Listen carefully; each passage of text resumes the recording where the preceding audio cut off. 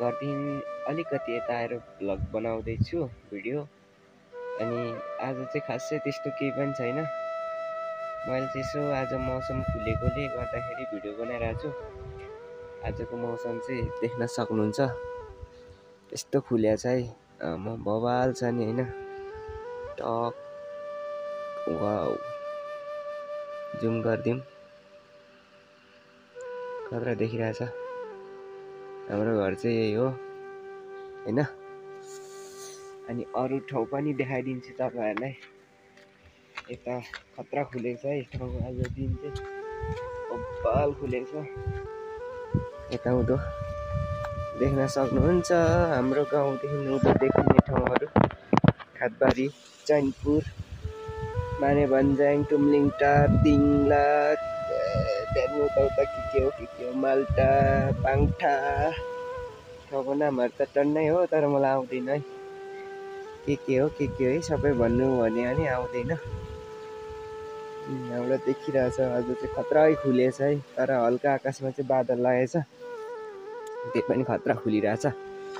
अनि म चाहिँ आज शनिबार, त्यही भएर आज घरैमा बसिरहेको छु। अनि यसो बाहिर निस्किएर टक्क हेरेको, बब्बल दिन खुलेको रहेछ। अनि टक्क दिन खुलेको बेलामा भिडियो बनाइदिउँ न त भनेर 4टा भिडियो बनाउन आएको छ है गाइज, टक्क। अनि आजको दिन बब्बल खुलेको रहेछ होइन। अहिले दिन खुलेर म पनि यहाँ भिडियो बनाउन आइरहेको छु, टक्क ढुङ्गामा बसेर बनाइरहेको छु। आज चाहिँ कति बजिसक्यो भने नि 1:01 गइसकेछ। तर दिन चाहिँ खत्रै दामी छ है आजको, दामी। तर आज मलाई बिहानै गाइस अरिङ्गलले टोक्यो क्या। तर अरिङ्गलको गोला कता छ मलाई पनि थाहा छैन कि, तर बिहानै टोक्नु आएको थियो यार।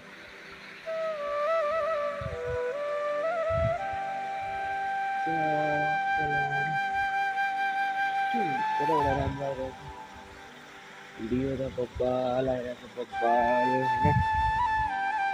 सो आज चाहिँ केही पनि छैन, त्यही भएर मैले आज यति नै भिडियो बनाएँ गाइस।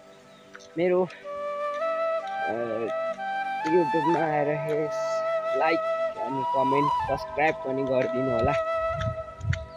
मन परेमा चट्टा सेयर पनि हानिदिनु होला है त गाइस।